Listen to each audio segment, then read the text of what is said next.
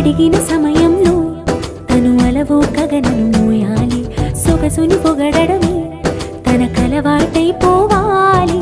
పనులను పంచుకుని మనసుంటే ఇంకేం కావాలి. అలకని తెలుసుకుని అందంగా బతిమాలాలి. కోరికేదైనా గాని తీర్చి తీరాలని అతన్ని చూడడానికి